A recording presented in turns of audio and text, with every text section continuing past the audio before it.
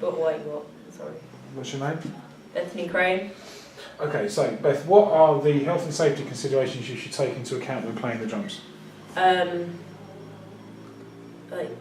Making sure that you're sat in the right position and everything, and you're using your drumsticks properly. Like protecting your hearing if you're using acoustic kits and things.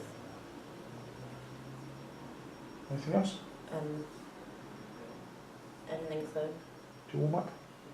Oh yeah, I warm up by sort of just around the kit and stuff to make sure that I'm ready for actual drumming. Okay, good. So what else do you do to warm up? Do you play around the kit? What else do you do? I play around the kit. Sometimes I'll just play on my legs or something if I'm just like sat in somewhere that something else isn't available to use to warm up.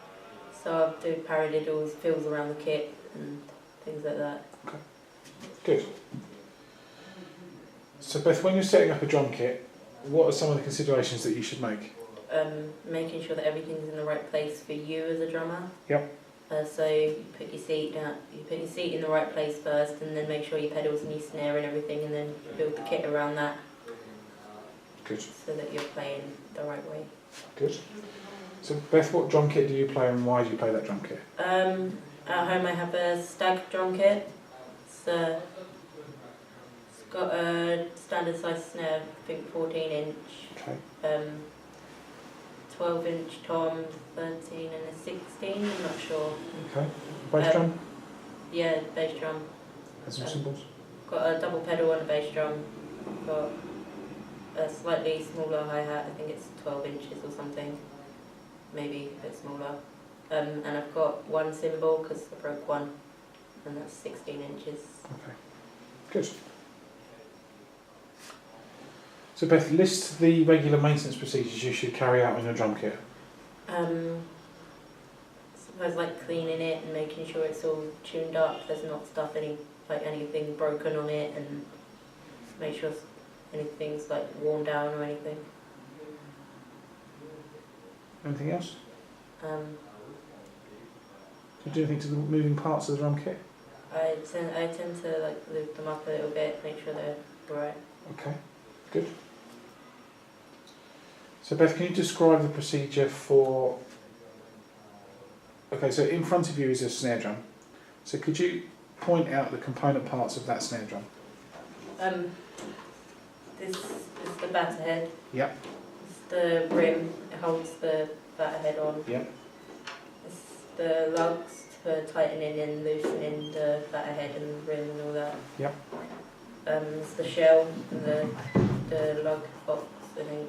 No, yeah, something like that. Yep. It's attached to it, so you can attach the lugs to it. That's the snares, and that's the resonant head. Okay. And this is the snare tensioner. Mm-hmm.